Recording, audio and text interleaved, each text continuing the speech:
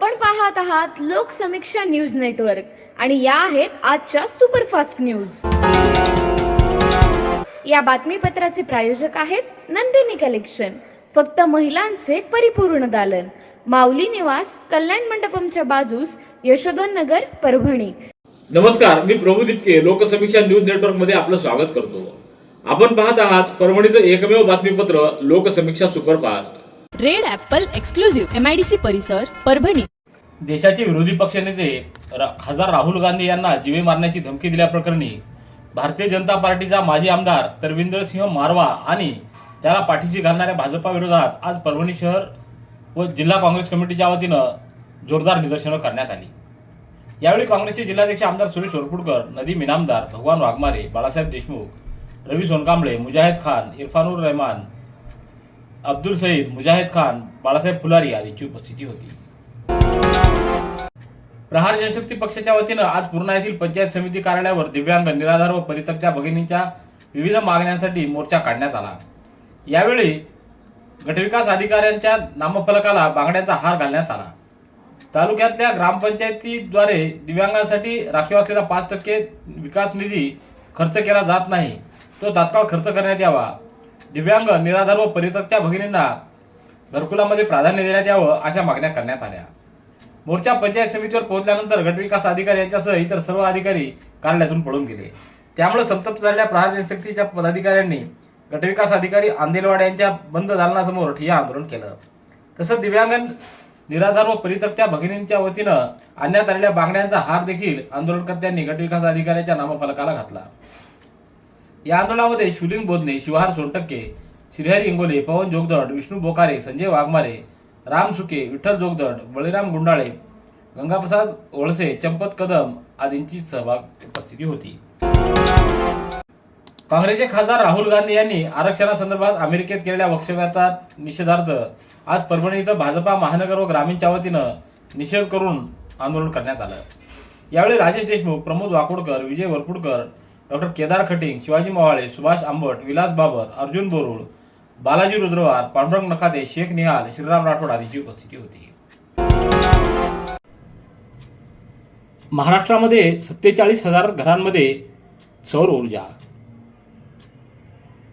सौर ऊर्जेत पश्चिम महाराष्ट्र गतिमान। 1 किलोवॅटसाठी 30,000, 2 किलोवॅटसाठी 60,000 तर 3 किलोवॅटसाठी 78,000 रुपयाचं अनुदान।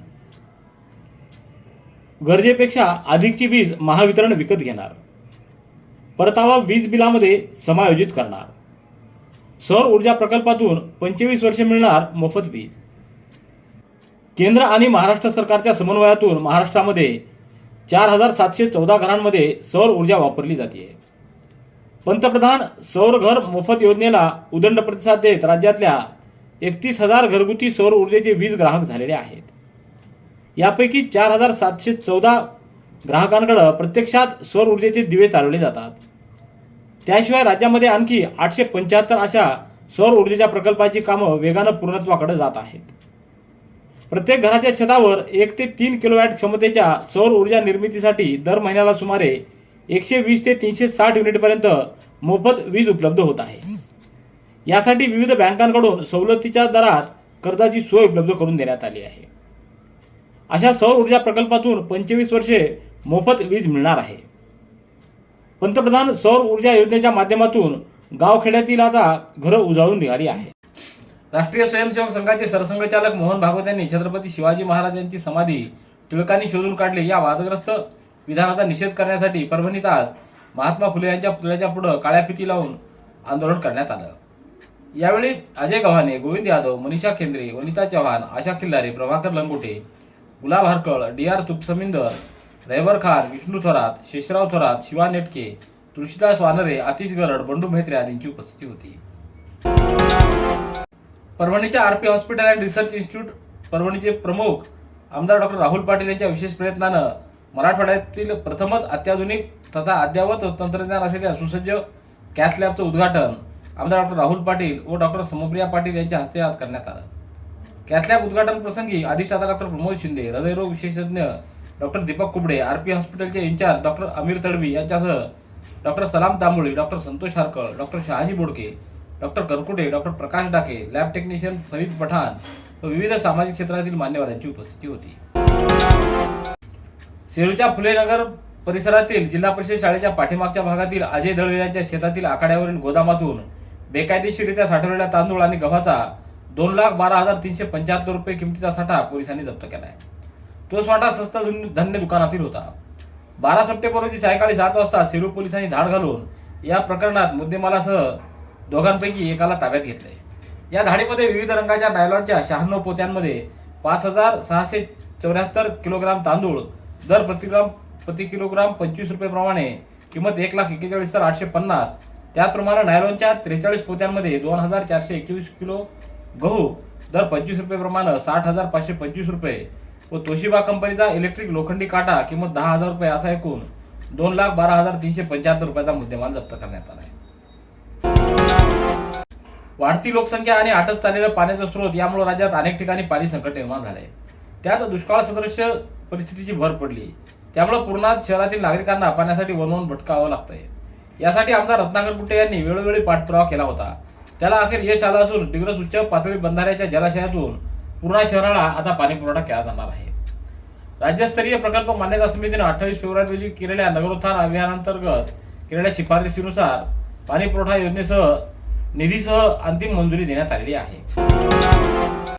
पाथरी बाजार समितीचा राजकीय संघर्ष आता टोकाला गेलेला असून माजी आमदार बाबाजानी दुराणी यांच्या पुढाकारानं त्यांच्या 12 संचालकांनी सभापती अनिल नखाते यांच्यावर शुक्रवारी अविश्वास प्रस्ताव दाखल करण्यावर शिक्कामोर्तब केलं होतं. तर दुसरीकडे सभापती अनिल नखाते यांनी केलेल्या व्यूहरचनेच्या करिश्म्यातून माजी आमदार दुराणी यांच्याकडे पुरेसे संख्याबळ नसल्यानं अविश्वास प्रस्ताव दाखल होण्यापूर्वीच बारगळला आहे. या अविश्वास खेळीत माजी आमदार दुराणी गट अपयशी ठरल्याची स्थिती शुक्रवारी पुढे आली. या नाट्यमय राजकीय घडामोडीनंतर अविश्वास आणण्याच्या खेळीत माजी आमदार दुराणी यांचा गट अपयशी ठरताच त्याचा आनंदोत्सव बाजार समितीमध्ये साजरा करण्यात आला. सभापती नखाते यांनी सईद खान यांचा सत्कार केला. यावेळी माणिकराव आंबेगावकर, मुंजाजी भाले, दादासाहेब टेंगसे, नाना टाकळकर, आसेफ खान, एकनाथ घाडगे, चक्रधर उगले, अशोक गिराम आदींची उपस्थिती होती.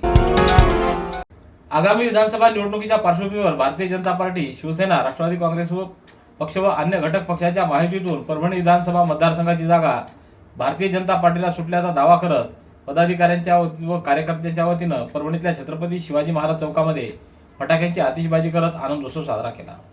यावेळी विजय वरपुडकर, प्रमोद वाकोडकर, राजेश देशमुख, विलास बाबर, केदार कटिंग, बाळासाहेब जाधव, सुनील देशमुख, कमलकिशोर अग्रवाल, मधुकर गव्हाणे आदींची उपस्थिती होती. परभणी शहरात गेल्या 2.5 वर्षापासून बंद असलेली गुंठेवारी रजिस्ट्रीवर नोटरी असलेल्या प्लॉटचे फेरफार व घरपट्टी देणं पुन्हा सुरू करावं अशी मागणी भीमशक्ती संघटनेच्या वतीनं महापालिकेच्या आयुक्तांकडे एका निवेदनाद्वारे करण्यात आली आहे.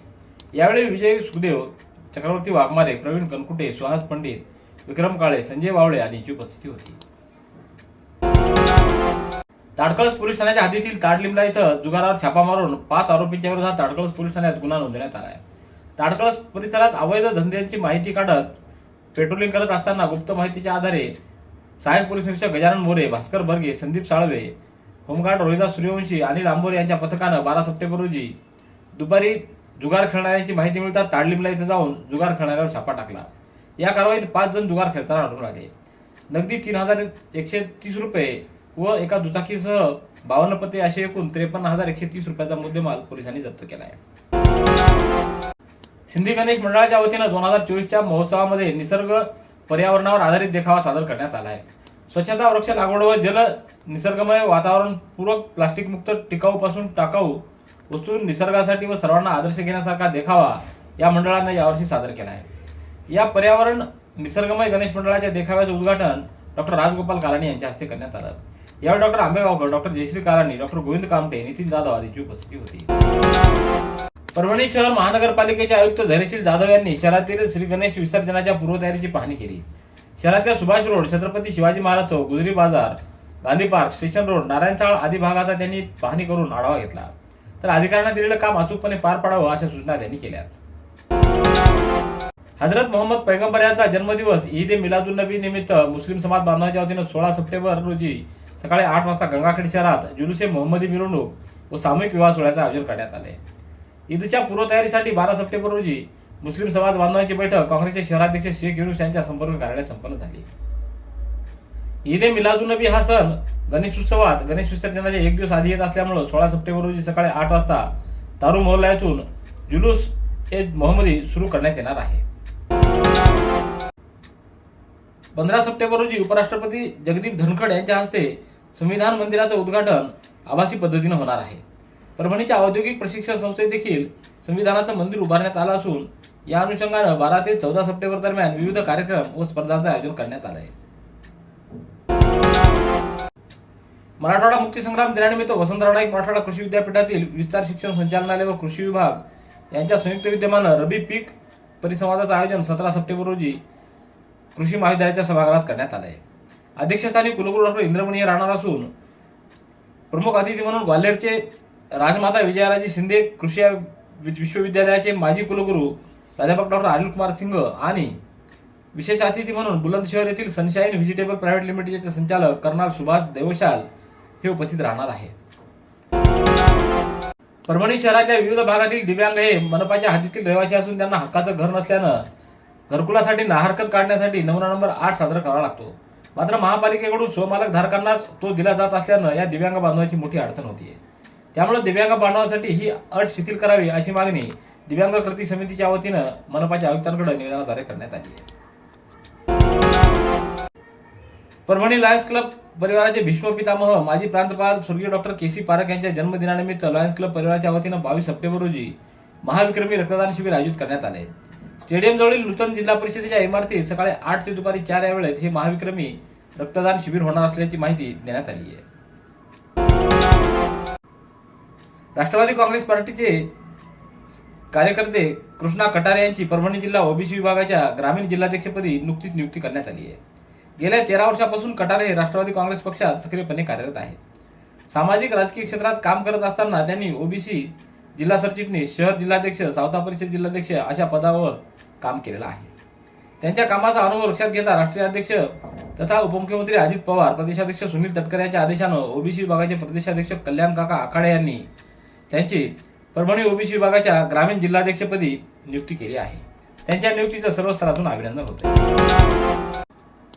डीवायएफआयच्या वतीनं कानडखेड ग्रामपंचायत अंतर्गत असलेल्या कोल्हावाडीच्या गावकऱ्यांनी चिखलात लोळून आंदोलन केलं होतं.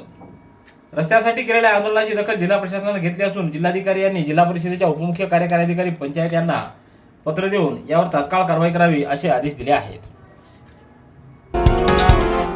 रेड ॲपल एक्सक्लुझिव्ह MIDC परिसर परभणी.